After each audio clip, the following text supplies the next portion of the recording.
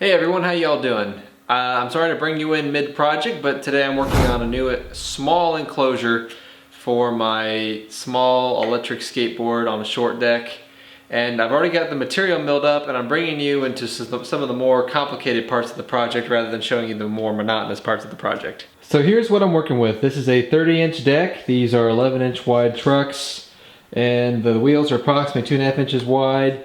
And it's got a dual motor setup. I've got a battery over here. I've got an ESC. That's a Hobbywing ESC, obviously. I don't really have a whole lot of space here because of how close the wheels are to each other, the trucks. And you can see I've already been messing with how do I get this all to fit. I pushed this back probably about 2 inches from the original spot. Maybe about an inch. There's the original hole that came with the deck. That's put me about as far back as I can go with the kicktail. And the enclosure I designed is going to be about 11 inches long. So hopefully that's enough room. It's going to be angled on the side, so that way hopefully that doesn't interfere with wheel bite, or the wheels don't hit it, or the motors don't hit it, or anything like that. I'm working with pine because this is really just supposed to be a mock-up. It's the material I had on hand. Just trying to produce something that's tough, but don't need it to be amazing. And it's lighter. I would say if you're looking for something more durable, go with an oak, hard maple, or something like that. This is really just a mock-up to see if this design is going to work.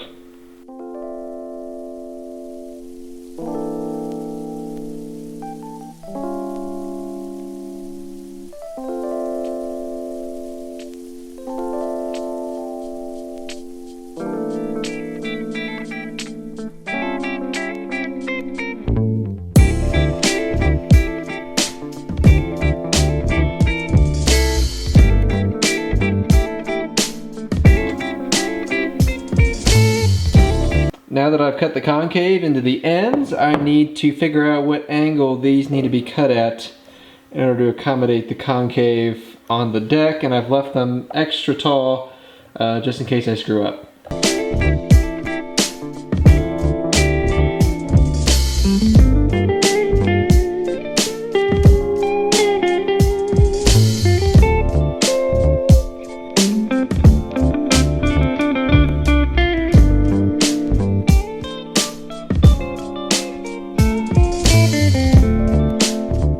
Alright, after some adjustments, here we are. This is the enclosure.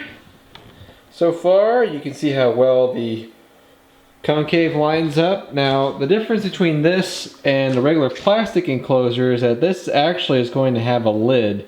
So you're currently looking at the bottom. This is the part that sits right underneath the skateboard deck, but on the other side, I'm going to put a lid. And on my other enclosure that I made for my skateboard, the lid just sat right on top.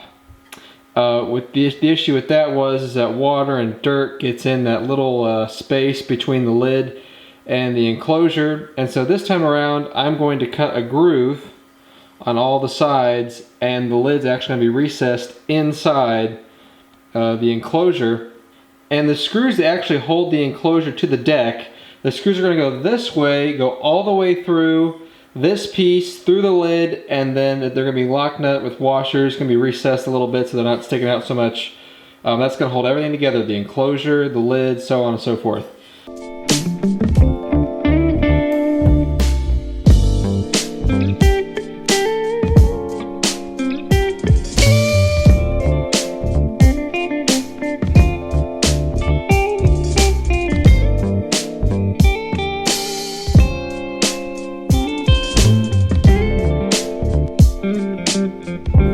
Alright, major malfunction. Gosh darn it. I didn't realize the way I was cutting this that it's going to leave this corner exposed. Gosh darn it. So what I think I'm going to do is actually, once I glue all this up and get it all set, then I'm just going to take some dimensional stuff, stick it in there, and fill it in that way. It'll look alright. It's all getting painted anyway. You won't notice it.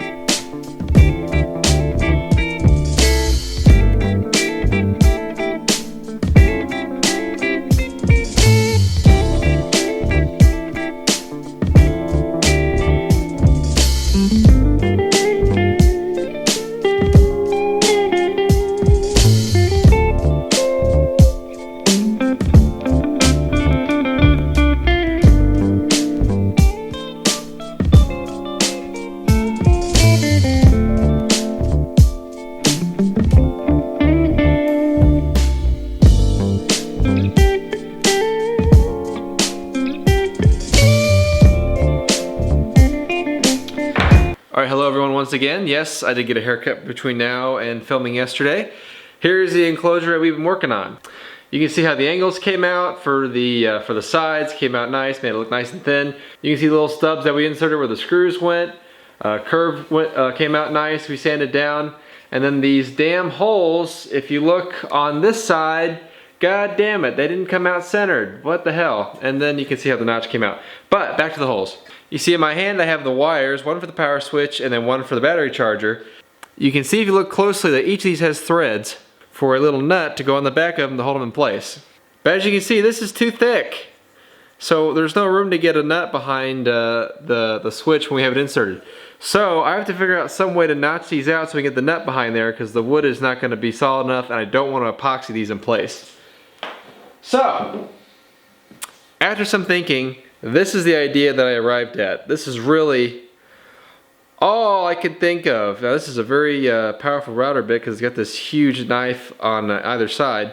But the idea is that you got a bearing so it only goes in so deep, but it should cut out the notch that we're looking for on the router table. I just gotta be careful to not let the enclosure go flying.